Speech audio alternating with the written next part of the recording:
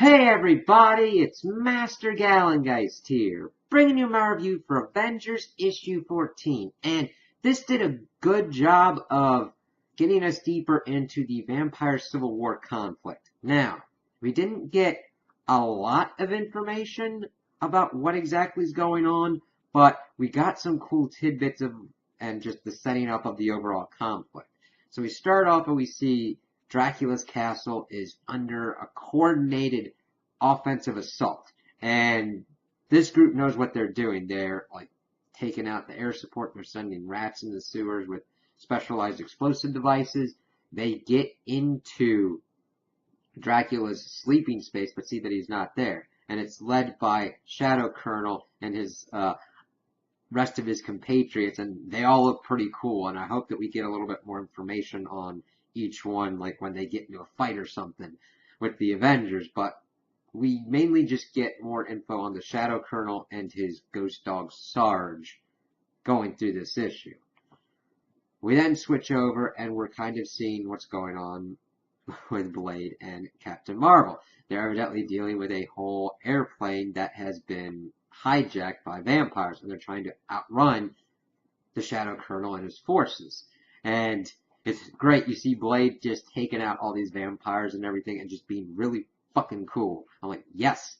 I love when Blade is utilized effectively. I loved it when he was being used so well with the Falcon. And I'm just glad to see him here kicking ass with like silver nunchucks and everything. And not really working too well with the team dynamic because he's just telling Captain Marvel just to let him be and do his own thing while she's trying to handle the plane and everything. But they go and move on through there. We see that Tony and T'Challa are having their own kind of issues because vampires are trying to invade Wakanda and take the vibranium. And they each are powered up with like solar things that they're going to use. And it's kind of cool because we get into each one of their headspaces. And we see that Tony is trying to dehumanize these things. They're monsters. He's not doing anything wrong in taking these things out before they cause even more havoc. T'Challa is trying to, in his mind, retain humanity of these things, saying that yes, these are humans, they're just corrupted and everything, and thinks of these taking them out this way as failures, and then he'll have many more failures as the night goes on. And I like that kind of juxtaposition because you kind of need that with these team dynamics, and it kind of goes within Tony's framework of being the futurist that he is, being the tech guy that he is, sometimes taking things down to ones and zeros, and that it's like one thing or it's another thing. But he does have leeway of how he works it, but I kind of like seeing that here. We shift on over and we see Cap and Thor are helping refugees in Romania as they're being attacked by more vampires. Thor is taken to the skies being one hell of a badass, while Steve stands in front of the church and is kind of ruminating on the last time he was at church and how sometimes people are just too busy standing to kneel, as he pretty much tells the vampires to like get off as he's got his shield in one hand and a cross in the other. I'm like, that's badass, man. That was just a badass kind of view of Cap right there. We get then to She-Hulk and Robbie, which I think is a pretty cool pairing up. So it kind of helps that Robbie has to be the kind of tactical force in that equation, whereas usually the Ghost Rider could be used more as a brute force, but he's got to be, okay, me and the Hulk have to figure this out. And they're in the monster metropolis. So I like how we are at various different places throughout this. And Hulk is like, all right, She-Hulk's like, you fight me or you go to hell. And they just pretty much pop the trunk, which I love that they're talking about. Like, hey, I've got a thing that just goes to hell in my trunk. And they're just shoving vampires in it. It's like, yeah, okay.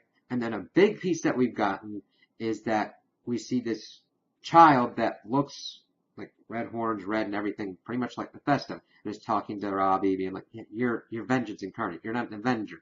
We monsters know each other down here. And I'm like, holy shit. Because last time that we saw that Mephisto was contained in Las Vegas.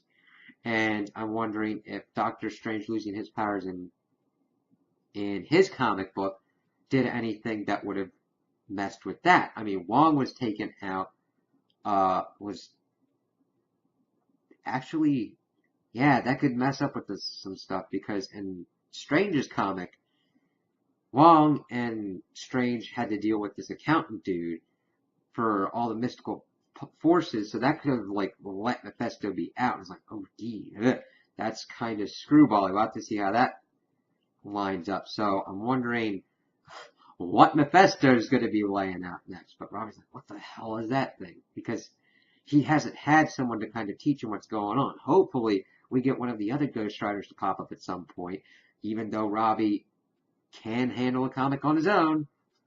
You just got to do it right. Hopefully, we'll see what goes on with that. But they're fighting vampires, and She-Hulk decides to do the Fireball special, which just entailed shoving Robbie in the Charger and hurling his car. That works pretty well.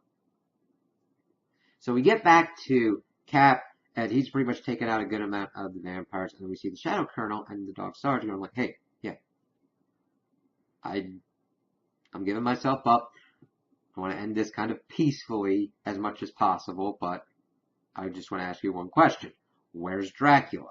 And they bring him to Avengers Mountain, and they're figuring out what to do. Captain Marvel suggests doing good Cap, bad Cap, but they decide to let Blade go in instead. And it's interesting seeing Blade interact with the Shadow Colonel because the Shadow Colonel is just pushing all of his buttons, hitting on his mom being a whore and all that kind of stuff, and being hit by a vampire right as he was pretty much going to be born, and that Blade actually hates himself, and pretty much just making it so that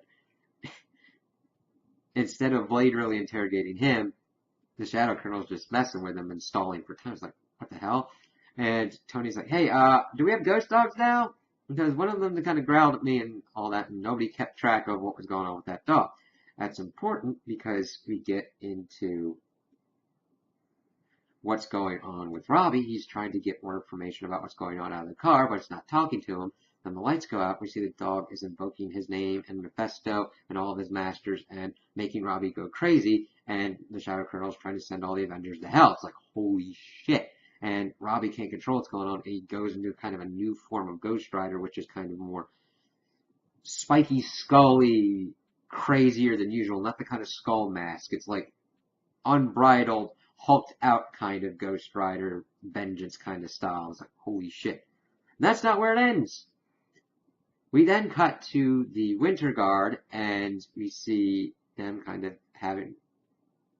watching the border and everything. We see Dracula goes up and pretty much asks for asylum. It's like, holy crap.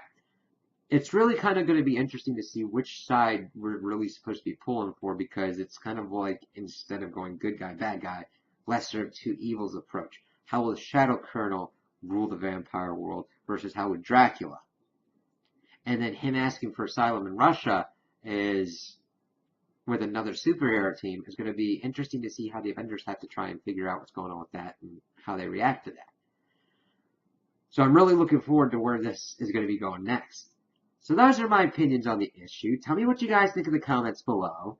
If you liked it, if you didn't like it, if you agree with me, if you disagree with me. Also like and subscribe, and I hope you have a good day.